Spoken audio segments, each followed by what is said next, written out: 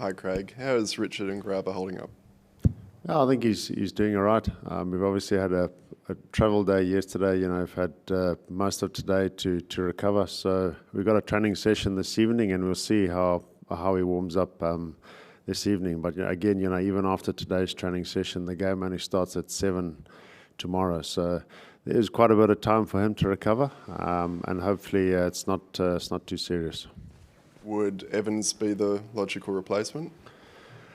Yeah, look, I think that would obviously be Seamer for Seamer, but we'd have to look at a few different combinations and probably take it from there. A lot's been made of the new positive gameplay under Dave Houghton. How does that extend to the bowlers, and how does that extend to the fielders? A lot of it's been made of the batsmen.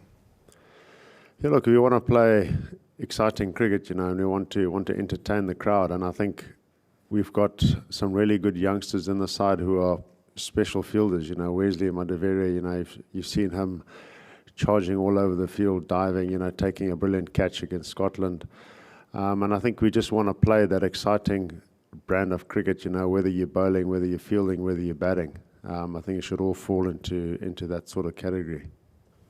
Here in Perth and in Australia more generally, you played under lights a lot. You don't have any floodlights in Zimbabwe. You obviously have guys that play on the franchise circuit and play night games, and when you're on away tours you sometimes experience, but you don't often get to train under those conditions. Is that a big adjustment?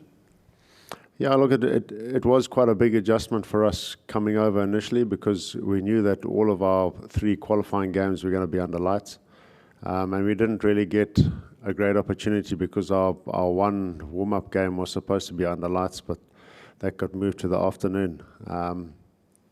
But we have had quite a number of players that have played under lights before, so that was pretty much the experience that we drew on. And then playing those 3 qualifying games under lights sort of held us in good stead, especially coming into the Super 12 and having a few games against Pakistan, India and South Africa under lights as well. After seeing the pitch here the other night, it looks like the old Wacker does. Are you looking forward to seeing how Blessing Muzurabani behaves on this pitch? No, definitely. We watched, I think it was England play Afghanistan here, and it did look nice and quick and bouncy. So I'm sure he'll be relishing that opportunity to run in tomorrow evening. So I think all the seamers have done extremely well for us, and I think they'll, especially Blessing, I'm sure he'll enjoy these sort of conditions, and hopefully Richard and Garava's fit and he will enjoy them as well. The match against South Africa, obviously a bit farcical finish. Has that been a distraction at all heading here, or have you sort of put that in the back of your mind? No, look, I think that game against South Africa was a little bit of a bizarre evening, and it was, from a batting perspective, we were trying to work out how best to go about getting a decent score in 9 overs, and we knew that we had to go fairly hard up front to try and get ourselves off to a good start.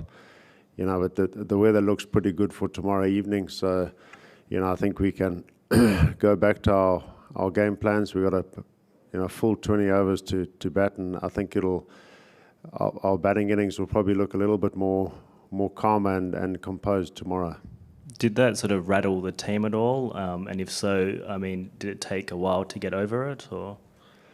No, I think we've always said in the change room that even if we do lose a few early wickets, you can't get into your shell, because it's very hard to change the momentum like that. So we do have a fairly longish batting lineup as well. And we've got to back everybody all the way down to 8-9, and if you're going to try and knock it around for ones and try and bat the full overs and make sure that you're not bowled out, then you're not going to be able to put up a decent score. And how about Pakistan? Obviously, they had a heartbreaking loss to India. Do you think you've got them maybe at a bit of a vulnerable state at the moment, or do you expect them to kind of really bounce back? No, I'm pretty sure that Pakistan will be coming hard at us tomorrow. They've got some really quality bowlers up front there with the new ball, so that'll be a big challenge for us.